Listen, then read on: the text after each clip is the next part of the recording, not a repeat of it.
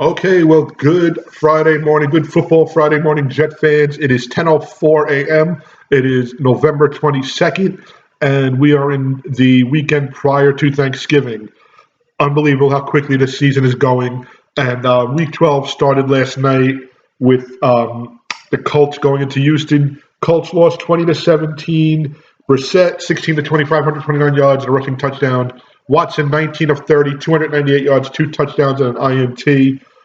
Towards the end of the game, there was Watson did lose the ball, I believe, um, and it was not overruled. They said there wasn't significant evidence to overrule it. They couldn't see where the ball was lost. So the Texans win. They are atop the division. They are the number 3 seed right now.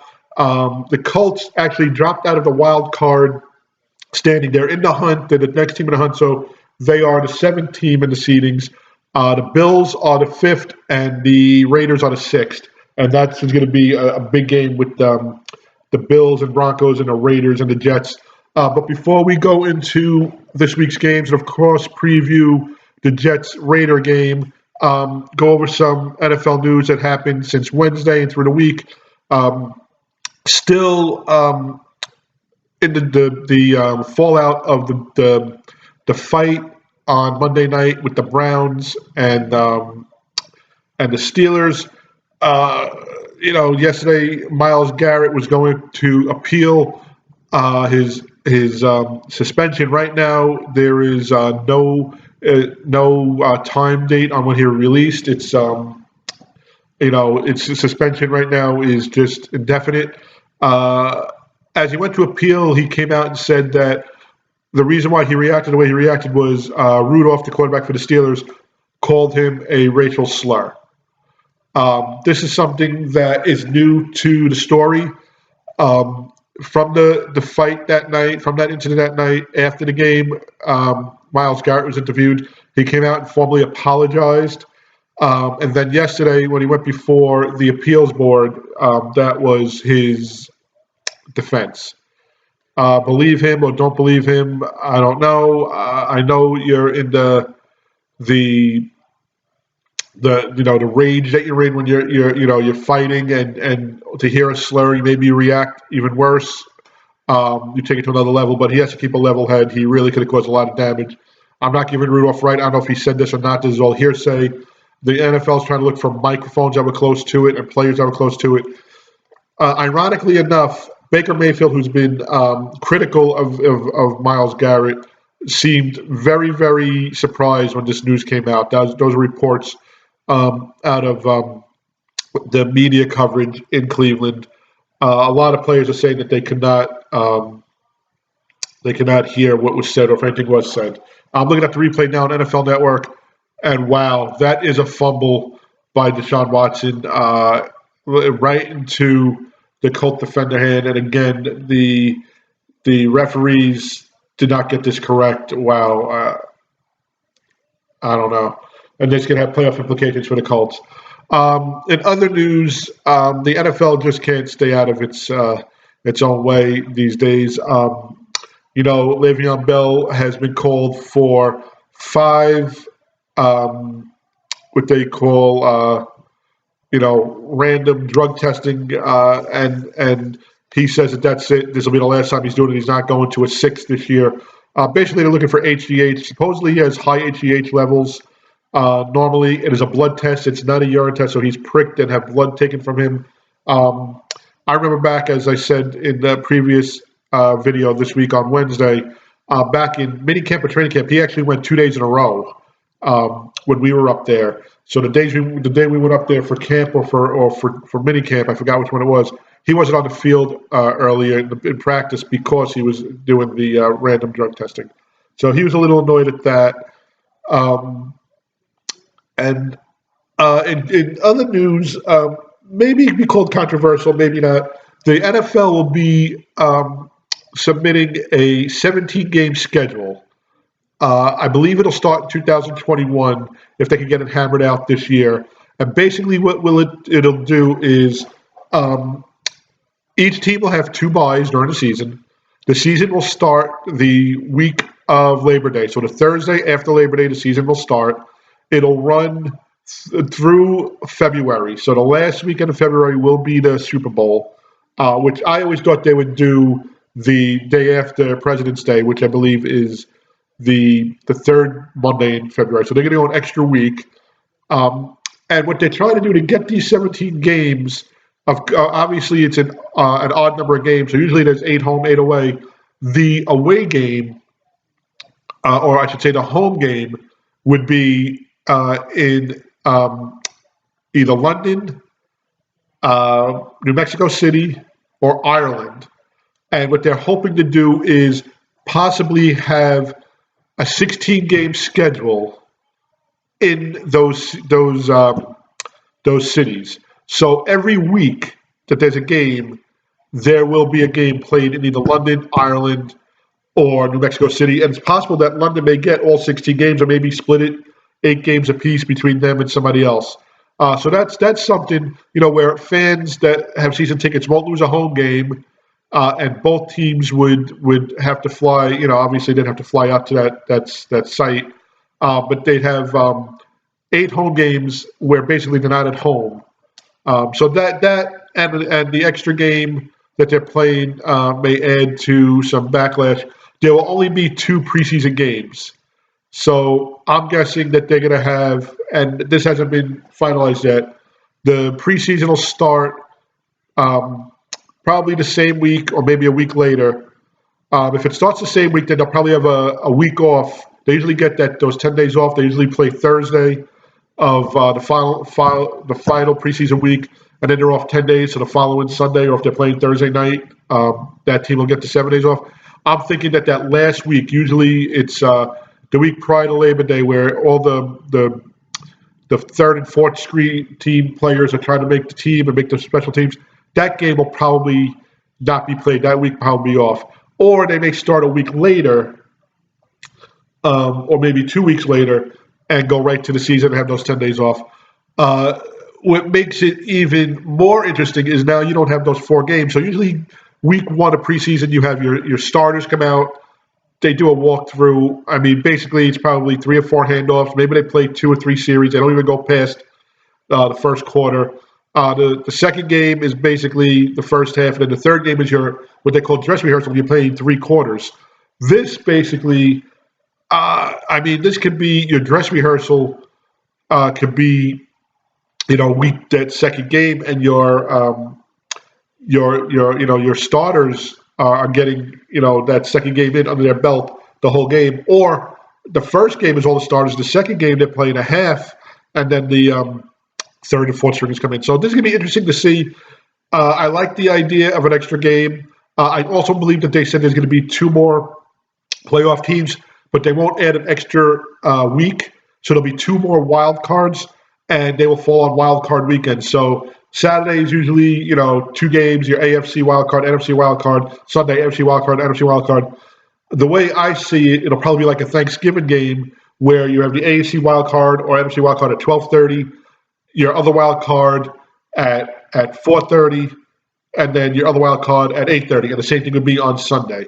So that's pretty cool too as a fan. So we shall see. Of course, the CBA and whatnot has to work this out, and there is a threat of a strike coming up. Those are rumors coming out. So a lot of news may happen this offseason. So let's get to this week's games. And starting with week 12, and again, we're in the final quarter of the 2019 regular season. It's just, I can't believe how quickly it's gone by. Right now, off the bat, a game that really sticks out at me is the 49er-Packer game. 49ers are home. They're 9-1. The Packers are 8-2. The Packers lost a game to Chargers 3 weeks ago when they were just outplayed. They scored 11 points. The Packers are 3.5 point favorites here. So basically, it's a pick-em game in 49er home. I actually take the points and the Packers on my weekly sheet. I think the Packers will come out and they probably could win this game. It's not a long flight to San Fran. It's not going to be, Packers play in Lambeau, so weather may not be a factor. So I like the Packers on this game. They get to 9-2. The 49ers get to 9-2, and things start to tighten up in the NFC race. Patriots Cowboys at New England. Cowboys are 6.5 point dogs. They're getting 6.5 points at the Patriots. I like the Patriots I like the Cowboys getting the points. I don't think the Cowboys win the game though. I think the Patriots squeak one out. Bill Belichick, Tom Brady. It'll be a turnover late. It'll be a sack late. It'll be Brady making a few passes, getting into field goal range. So I think it's a very close game. I think it's probably a 4 point or less game win for the Patriots. Of course, I'm saying it's going to be less than 6.5, but I think the Patriots win. They go to 10-1, and they just have a grasp on the AFC right now. Saints, Panthers. Panthers are 5-5. They're trying to stay alive.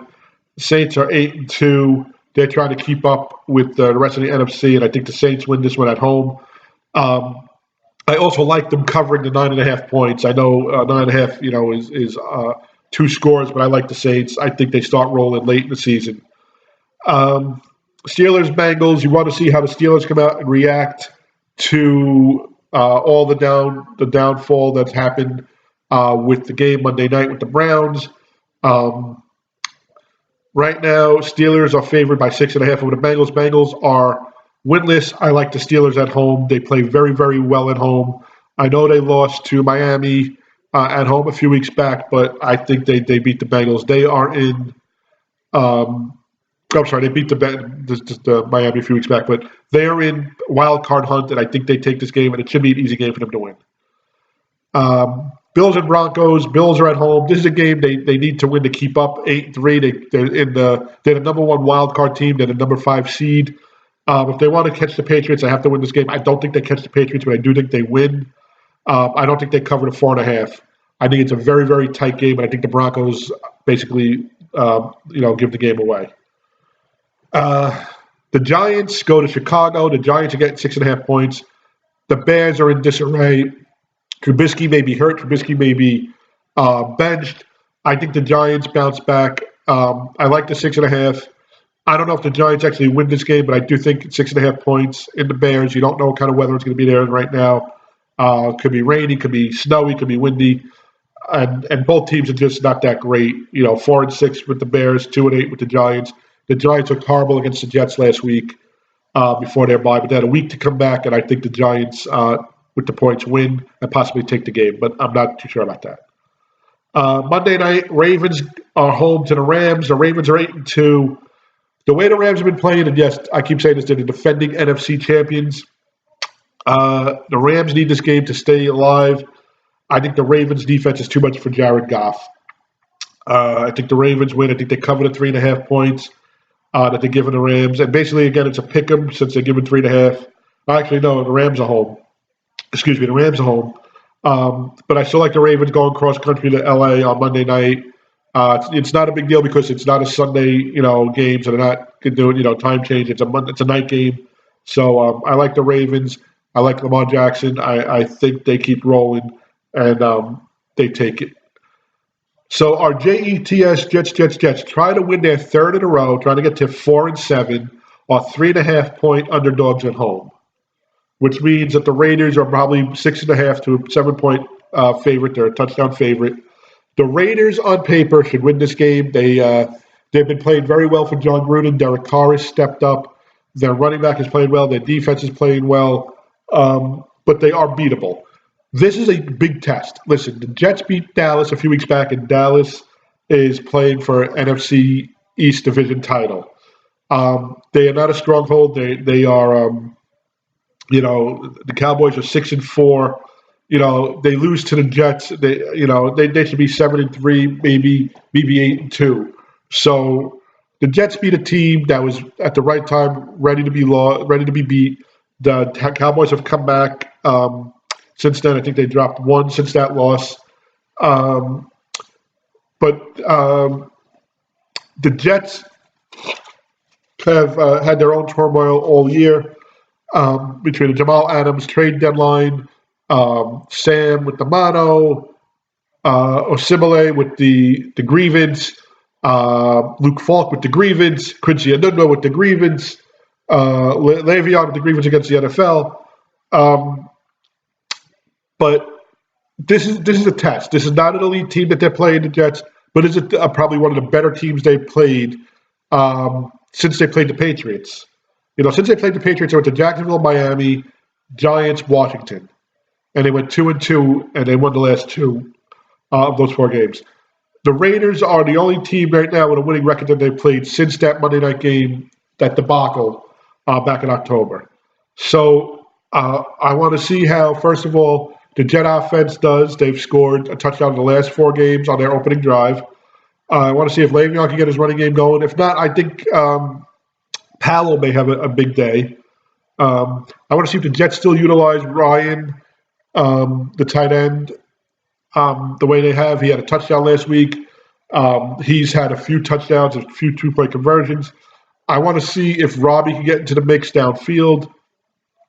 And Demaryius Thomas, who's quietly made some nice catches this year. Also want to see how Adam Gase game plans. He, as I said earlier this week, it was reported that after the Jacksonville game, Sam Darnold went to him and said what he thinks they need to do on offense and how they need to make changes and what he likes about the offense, what he doesn't like.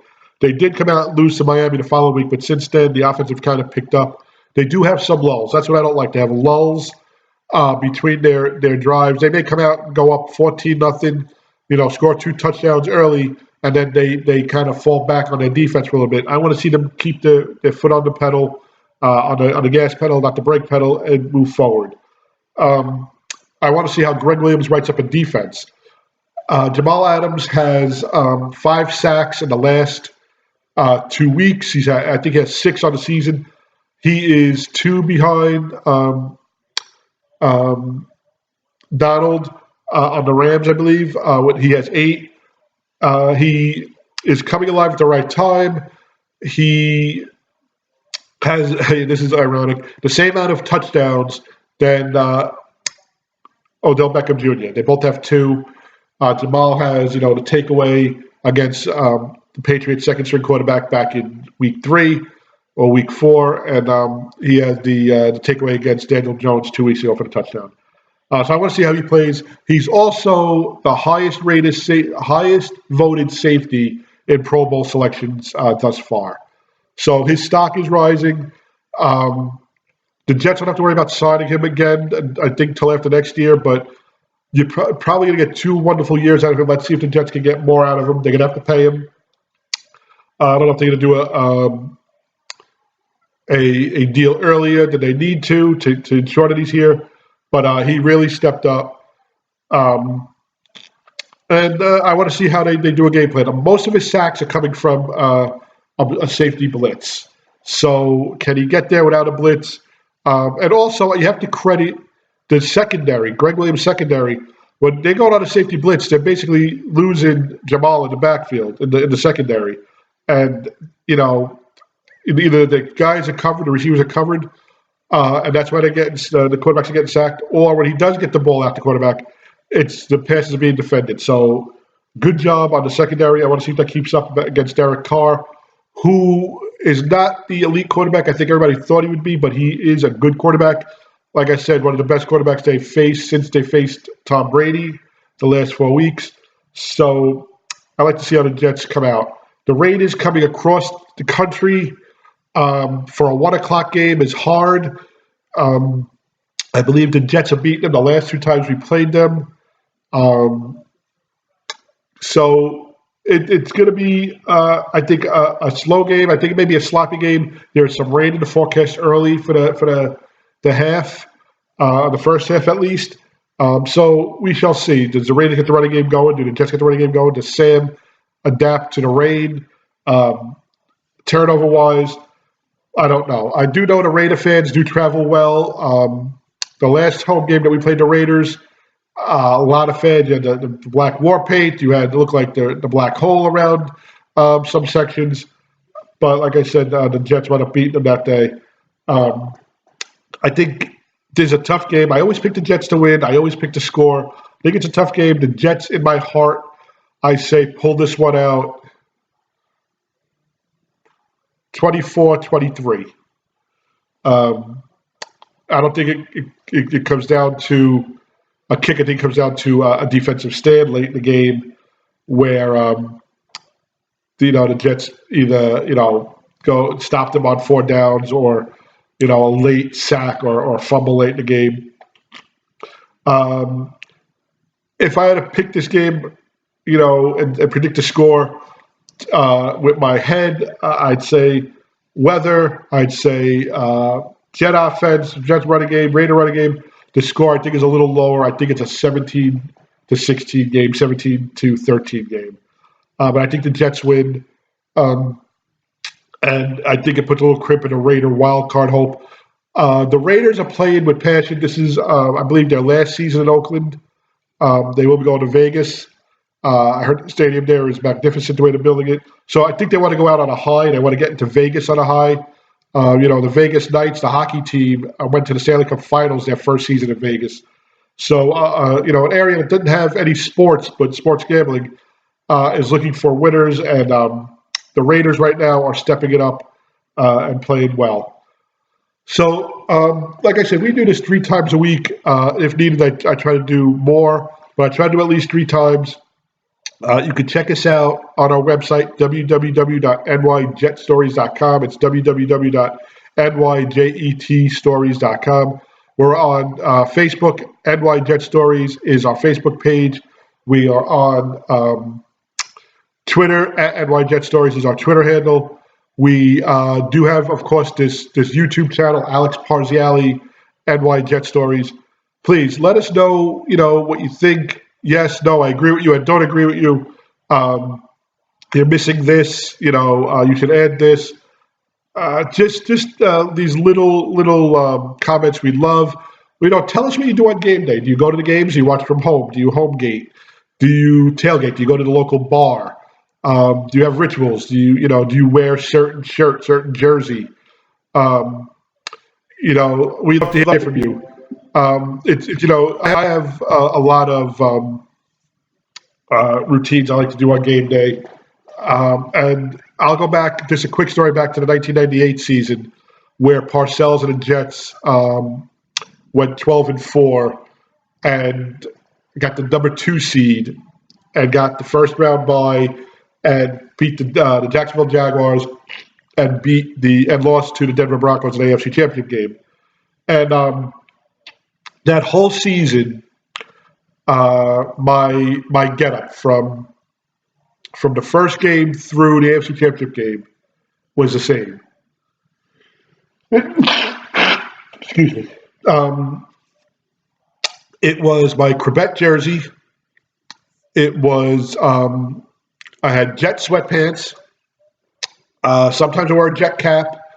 Most of the time I did, and I had Jet socks, and I had Jet boxer shorts, and I wore the same apparel every week through the season. Monday night game, Sunday afternoon game, Saturday game, whatever it was. I even had to go into work the day they clinched the AFC East against Buffalo, and I wore the same thing to work. And that was a Saturday afternoon. And by the time the AFC Championship game was over, my boxer shorts were basically just an elastic waistband and a lot of rips and tears. So that was just, and I also listened to the game on the radio. Back then, that was before, digital TV. The radio and the TV were in sync. So I would have my Walkman on, and I have the Walkman actually over there as a Jet Walkman, and I'm going to go get it quickly if I can find it.